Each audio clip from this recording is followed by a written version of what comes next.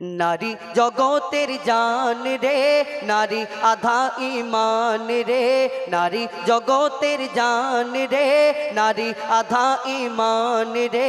বলে গেছেন মোর দয়ার নবীজি করো নারীর সম্মান রে, বলে গেছেন মোর দয়ার নবীজি করো নারীর সম্মান রে, নারী জগতের জান রে।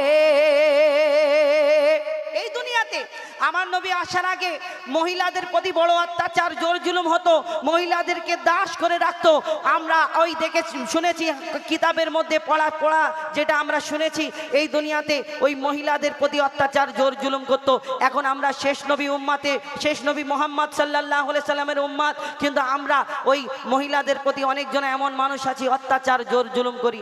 বিয়ে করে নিলাম, মনে করি শ্বশুরের মেয়ে আর শ্বশুরের নেই, আমি তো কিনে নিজের মারি ধরি আর মেরে ফেলি, যা পারি করি। কিন্তু না, আমাদের চিন্তা করতে হবে কাল কিয়ামতের ময়দানে সকলকে মুখ দেখাতে হবে। তুমি অত্যাচার করবে, জোর জুলুম করবে, আর সেখানে তুমি ছাড় পেবে, অত সহজ নয়। কবি সেই সম্পর্কে অতি মূল্যবান কথাই লিখছে, দেখুন।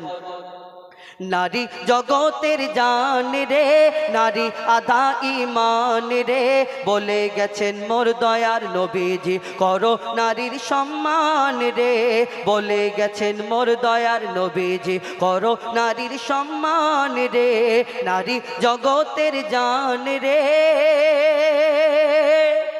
নারীকে কেউ কখনো নিজের গোলাম ভেবো না, নারী ছাড়া এই দুনিয়ায় কেউ আসতে পারে না।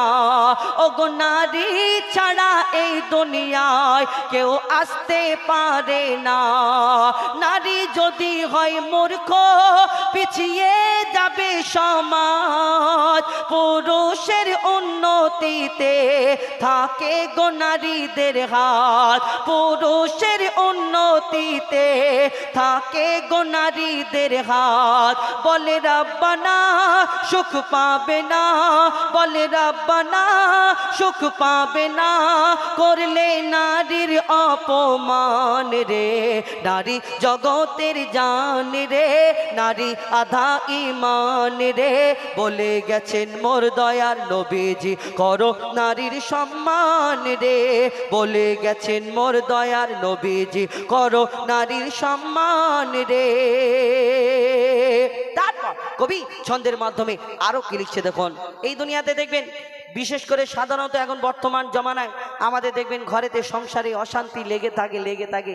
আর আমাদের ঘরের মেয়েরা যখন কষ্ট পায় শ্বশুর বাড়ি, তখন আমাদের কি হয়, মনটা বড় কাঁদে, ভাইয়ের মনটা কাঁদে, বাপের মনটা কাঁদে, মার মনটা ছটফট করে, হ্যাঁ আমার মেয়েটা কত কষ্ট পাচ্ছে শ্বশুর বাড়িতে। কিন্তু তোমার ঘরেতে একজন কোনো কারোর মেয়ে আছে, তারও বাপ আছে, তারও ভাই আছে, তারও এই দুনিয়াতে তারও ফ্যামিলি আছে, তুমি তাকে যদি অত্যাচার করো তারও ঘরের লোকের কষ্ট হবে, এটা তোমাকেও চিন্তা ভাবনা করা দরকার। সেই সম্পর্কে কবি ছন্দের মাধ্যমে আরো কি লিখছে, দেখুন।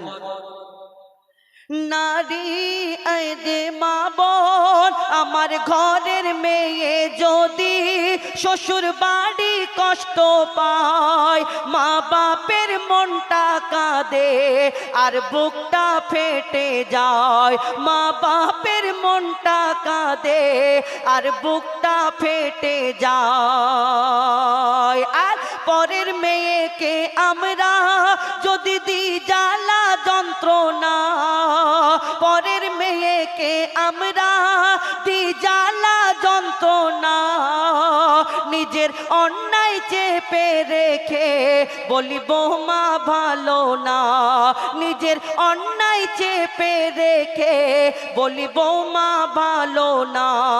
যারা পরের ভেবে কষ্ট দেবে, যারা পরের ভেবে কষ্ট দেবে, তারা নয় ভালো ইনসান রে। নারী জগতের জান রে, নারী আধা ইমান রে, বলে গেছেন মোর দয়ার নবীজি করো নারীর সম্মান রে, বলে গেছেন মোর দয়ার নবীজি করো নারীর সম্মান রে। শেষ কথা, নারী নারী নারী আমরা মনে করি আহা আমাদের কত সম্মান, কত ইজ্জত আল্লাহ রসুল সাল্লাল্লাহু আলাইহি সাল্লাম দিয়ে গেছেন। কিন্তু আল্লাহ পাক রব্বুল আলামিন ছেলেদের জন্য একটা অফার দিয়েছে, যদি আল্লাহর পরে কাউকে সিজদা করতে দিত, আল্লাহ ওই মায়ের পায়ের তলায় একটা সন্তানকে, একটা ছেলেকে সিজদা করতে পারত। কিন্তু এই ছেলেরা সারা জীবন খেদমত করার সুযোগ পায়, মায়ের পায়ের তলায় জান্নাত, মাকে খেদমত করলে জান্নাতে চলে যাবে। কিন্তু আমার না মা বোনেরা, এটাও শুনে রাখুন, আপনি তো সারা বছর সারা জীবন তো ওই মায়ের খেদমত করতে পারবেন না, বাপের খেদমত করতে পারবেন না। খুব জোর হার্ডলি 16 বছর, 17 বছর, 18 বছর, 20 বছর আপনি বাড়িতে থাকবেন, ততক্ষণ কাজ শিখতে, লেখাপড়া শিখতে, মাদ্রাসায় পড়তে আপনার দিন চলে যাবে, মা বাপকে সেবা করার সময় পাবে না। তাহলে আপনার জান্নাত তাহলে কি হবে না? না, আল্লাহ পাক আবার আপনার জন্য অফার দিয়েছে আপনার স্বামী। আবার দ্বিতীয় অপশন আপনার স্বামী। আপনি যেমন একটা ছেলে, আমি যদি আমার বাপ মার খেদমত করি, আল্লাহ আমাকে জান্নাতে দেবে, বাপ মাকে কষ্ট দিলে আমাকে জাহান্নামায় দেবে। কিন্তু সেই রূপ আমাদের চিন্তা করা দরকার। আপনি আপনার ওই মা বাপ তো সেবা পেলেন না, মা বাপের জায়গায় আপনার স্বামীকে যদি না সেবা করে তাহলে কি হবে? আপনি যতই পরহেজগার হন, যতই ইবাদত করুন, আল্লাহর যত নেককার বান্দা হও না কেন, আল্লাহ কোনোদিন জান্নাতে দেবে না। কেন? কবি ছন্দের মাধ্যমে সেই সম্পর্কে শেষ কথায় আরো কি লিখছে দেখুন। মা বোনেদের কাছে আমরা করি আবেদন, মা বোনেদের কাছে আমরা করি আবেদন, তোমার পিতা আর স্বামী পাবে সম্মান, ভালো হলে তোমার চাল চলন, তোমার পিতা আর স্বামী পাবে সম্মান, ভালো হলে তোমার চাল চলন।